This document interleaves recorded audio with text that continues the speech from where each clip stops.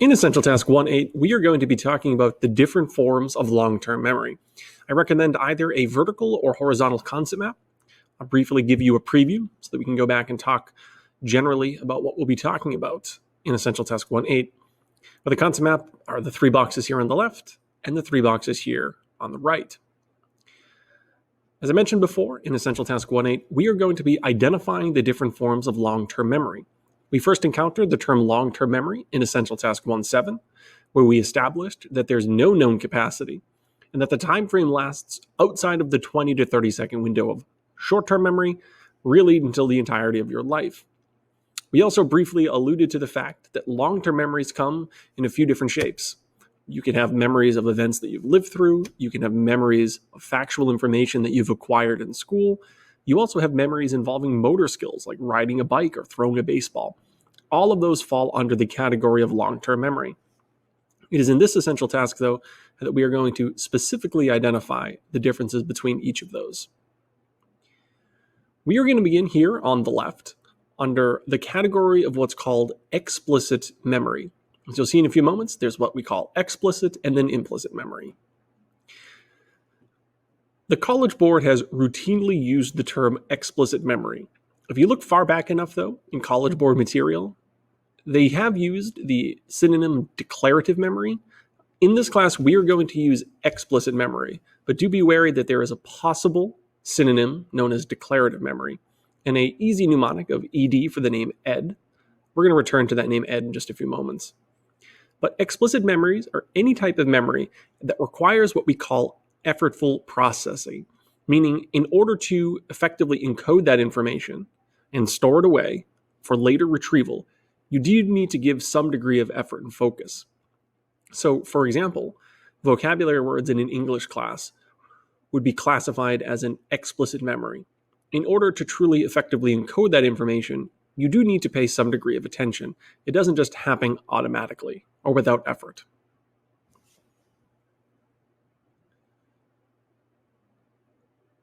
Underneath the category of explicit memory, as I alluded to, there are a couple different forms. We're going to be talking here on the left about episodic memories and semantic memories.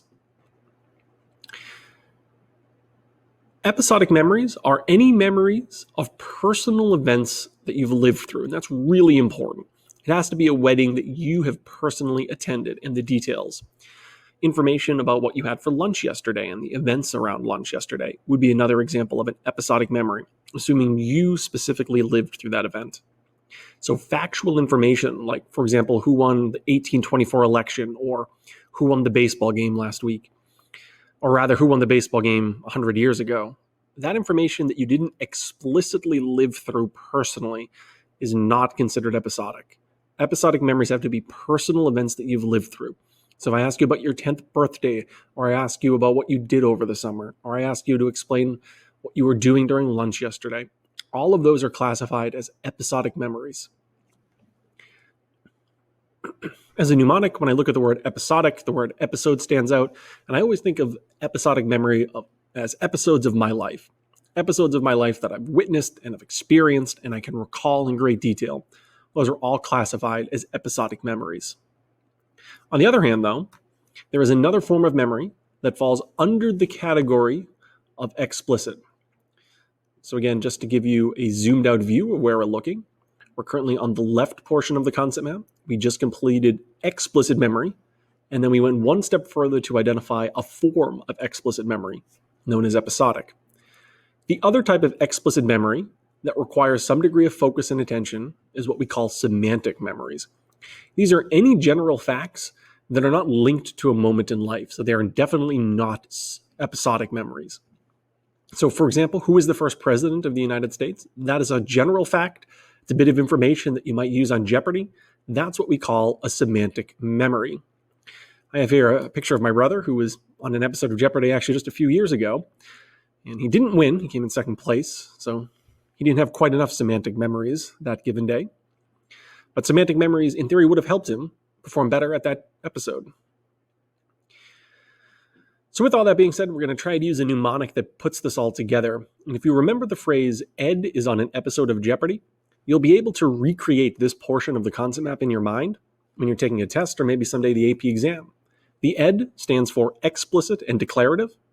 Explicit memory is the term that we're going to use in class, but declarative is a lesser known synonym or lesser used synonym. So that's what the ED stands for. The word episode is drawn from the term episodic. And then I've used the word jeopardy to connect with semantic memories, because again, you would need to have strong semantic memories and semantic memories for a lot of information to do well at an episode of Jeopardy.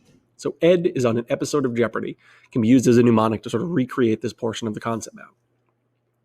It's not impossible, and this part's really important, that you see a multiple choice question and it asks you to identify the form of memory that would be used for sort of a general fact about life, or a general fact, football is a sport, George Washington is the first president.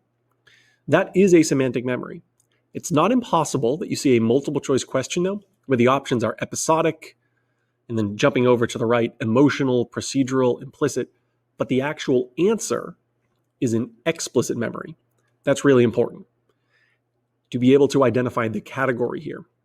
It's also important that if explicit memory is an FRQ bullet, writing an FRQ bullet with this definition and for this term can be a little bit challenging, but you are allowed to state, semantic memory is a form of explicit memory. Semantic memories are memories of general facts. And then all of a sudden, when you write an FRQ bullet, it's way easier to write about how general facts can be connected to a scenario than it would be to try to use the term explicit memory itself. So be wary that if you are to write an FRQ for either explicit or then eventually implicit, you are more than welcome to specify an underlying category and then use that to specifically answer the question, because this would still qualify. If you write about semantic memory for an explicit memory bullet, semantic memories are forms of explicit memories. That would be appropriate.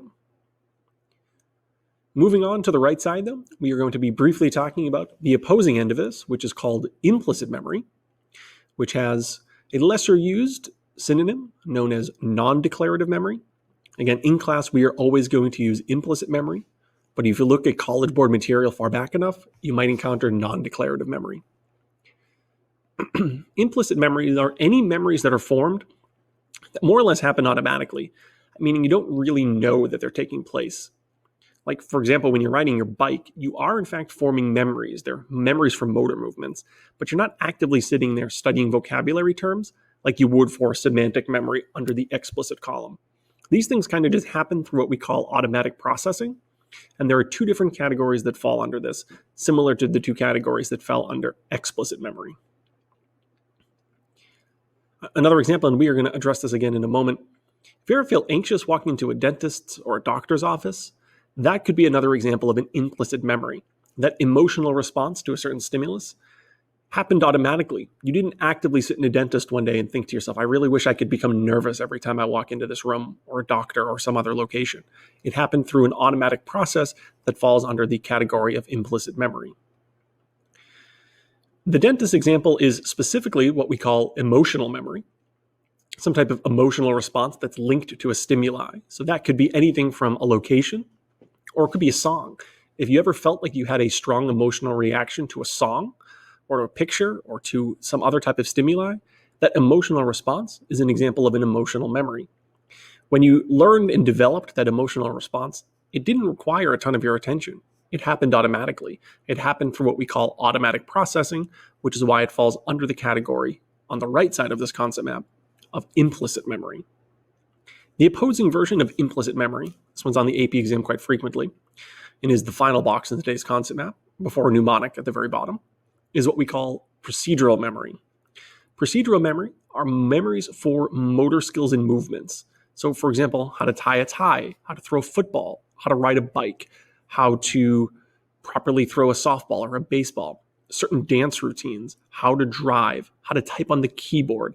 Anything that requires motor movements that happen seemingly automatically is considered procedural memory. What I mean by automatic is, if you've practiced typing long enough, you don't really think about it. You just type. You don't have to stop every moment, think about where each key is, certainly after you've been experienced. When you're riding a bike, same deal. You're not consciously sitting there every second reminding yourself to keep pedaling. It's a motor movement. It's a memory, specifically a procedural memory, that is formed for a skill that is a motor movement and seemingly automatic. The same is true for throwing a football. That's why repetitive practice can help improve those types of motor skills. Some people call procedural memories muscle movement or muscle memory. That's totally fine. The proper term that we're going to use is procedural memory. There's a couple mnemonics here that I offer. The first is if you isolate the professional athletes need really strong procedural memory for most of their motor movements. Or you look at the word procedure and you might think of something like, the procedure required for a motor skill. Whatever mnemonic you work is totally okay. That works for you. But either way, when you see the term procedural memory, we're talking specifically about movement. How to write something, how to draw, how to throw something, how to tie a tie, how to type. All of those are examples of procedural memories. As a mnemonic to wrap up Essential Task 1.8, we're going to take the I in implicit and connect it with its lesser used synonym of non-declarative, and that gives us the word in. And I think of the really short phrase, I'm in an emotional procedure. And if you are able to use that and remember and memorize that little phrase, you'll be able to recreate this portion of the concept map on any given exam as you're sitting there thinking about which side is which. So just to zoom out and take a look at the entirety of this concept map next to each other. Ed is on an episode of Jeopardy! That gives you explicit memory, episodic and semantic. And then the opposing phrase is in and emotional procedure. From that point, you can kind of recreate both sides and can effectively answer the types of questions that you could encounter. And again, same deal with implicit. You might read a question that talks about motor skills. That is a great example of procedural memory. You might not see procedural memory as an option, though. The multiple choice answer might be implicit memory.